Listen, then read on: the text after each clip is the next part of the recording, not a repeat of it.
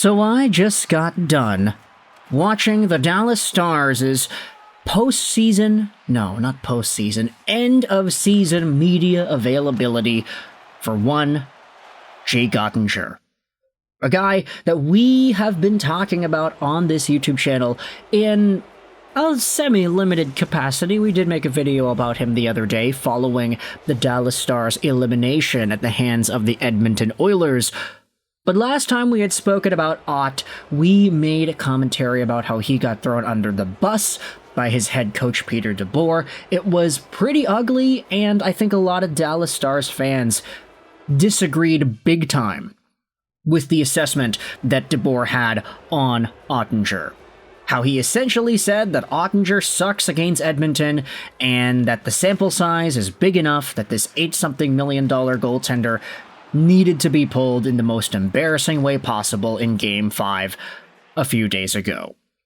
That happened, it was a big deal, but now we are responding to an idea that a lot of folks on the Detroit Red Wings side of things have been bringing up.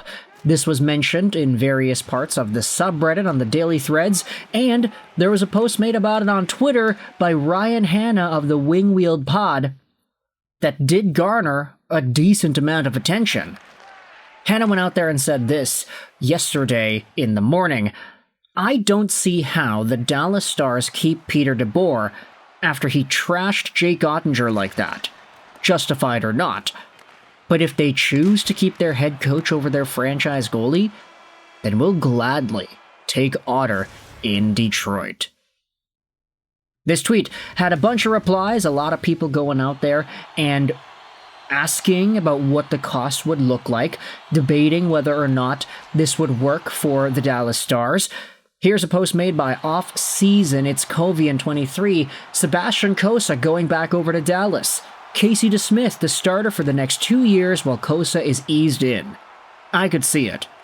No idea how much else would need to be attached in that trade, though. And there were a number of replies going out there and questioning whether or not this idea would actually work because Sebastian Cossa is good or bad or whatever. This actually is not that bad of a thought process, but it does hinge on a lot of important factors. Do the Dallas Stars keep Peter DeBoer around? Do they express more of a belief in their $8 million goaltender in Jake Oettinger than their head coach did? Ottinger's on the books till the end of 2033, and he's 26 years old, so he is right there in the middle of his prime, and he is coming off of essentially a huge 900-plus save percentage run in almost every single season he has played. He had that one crazy series against the Calgary Flames in 2022, where he posted up a .954 save percentage in a 7-game loss. 181 goals against, and he only got beat by Johnny Gaudreau in overtime that series. That was crazy. But Oettinger, as he said so eloquently in the end-of-season press conference, he knows that when he plays his best, he is or can be one of the best goaltenders in the entire world. And that was a label that he tossed out there quite a lot, actually, on his end-of-season press conference. That verbiage, quote-unquote, in the world. He can make some of the best saves in the world. He can be one of the best goaltenders in the world. He spoke a lot about that. I think there's a really good level of self-awareness here that Oettinger knows he is good, he understands his talent, he understands his value, but at the same time, he said, yeah, like, it was embarrassing, the Game 5 pull, how I ended up getting the can. He mentioned how he needs to make those saves, and that obviously is a very good assessment for him. But you can tell there's a little bit of somber professionalism behind every sentence that he brings. He understands that this is a pro sporting environment. He understands the expectations placed upon him. But it also is interesting to me how he acknowledges, yeah, like, it's embarrassing, it sucks, you feel like you want to not talk to anybody and just go into your bed and curl into a ball.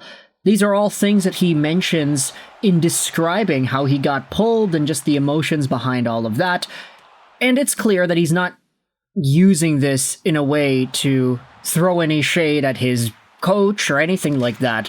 But if there is a world where the Dallas Stars keep Peter DeBoer, which I don't think it's really possible here because the comments that he made were so damning, and at this point it seems like a self-fulfilling prophecy every time this guy makes the third round, which seems to be every year. What, 6 of the last 7 years between the Golden Knights and the Sharks and the Stars? He makes the third round every year and he loses. It just writes itself. It does.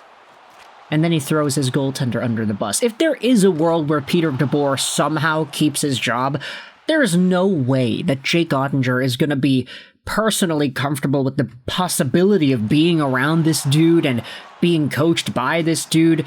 Sure, he's a professional. He'll be showing up to work. He'll put up and shut up and he'll do whatever it is that is asked of him. But, like, you can't reasonably think that that would be a good feeling or a comfortable situation for him.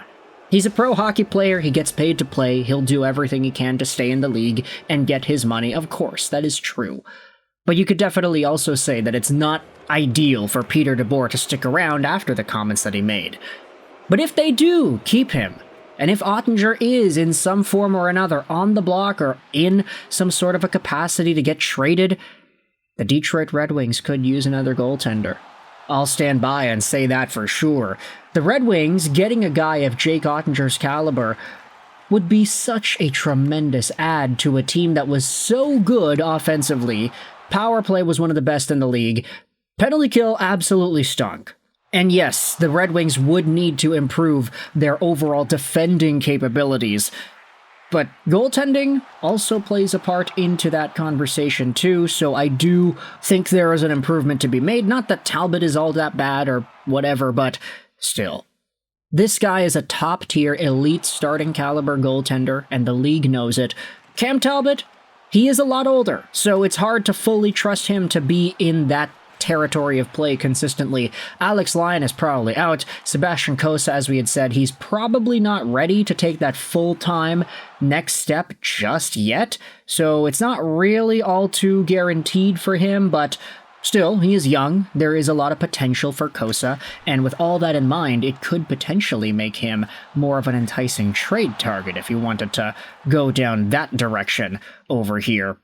And for the Dallas Stars, I mean, as that one commenter said, if you're so entrusting of Casey DeSmith like Peter DeBoer was in the Stanley Cup playoffs, why not use him as a number one? I honestly do think that DeSmith is capable of being a number one goaltender, playing maybe 40, 45 games a year, but I don't think he's going to necessarily do that well. And that's coming from someone who actually watched DeSmith a lot in Vancouver. We saw what he was able to do last year as the backup to Thatcher Demko. He was good. The only problem was when he was forced to play a little bit more, he ended up getting hurt. And that's why Artie Party Artur Shilovs had to step in and take over the Vancouver Canucks starting duty with Nikita Tolopilo backing him up on some nights. But Casey DeSmith definitely does have talent. Is he a starter? You know, I'm leaning towards yes, but I can understand if folks are not really all too on board with that. If the Dallas Stars get a Sebastian Cossa, who is ripe and ready and wanting to make an impact in the NHL level soon, then maybe going with the DeSmith-Cossa tandem isn't the worst idea in the world. Obviously, you would be downgrading quite a lot, because losing out on Jake Oettinger and replacing him as a starter with Casey DeSmith wouldn't be ideal. But if they keep DeBoer, if Oettinger becomes available, I like it a lot for Detroit. But ultimately, I want you to let me know your thoughts in the comment section below. How do you feel about the idea of the Detroit Red Wings potentially trading for a Jake Oettinger? It's not going to come cheap. There would need to be so many other pieces added on to make this trade worth it for the Dallas Stars. And the question ultimately becomes, do you take that sort of a risk? Do you shell out a top goaltending prospect and maybe some extra draft picks or maybe some young guys, whatever, to get this done? If Stevie Y wanted to force it, he probably could. He could probably add on a whole bunch of picks and prospects and a goaltender and stuff, but the question is it worth it to try to go down that path?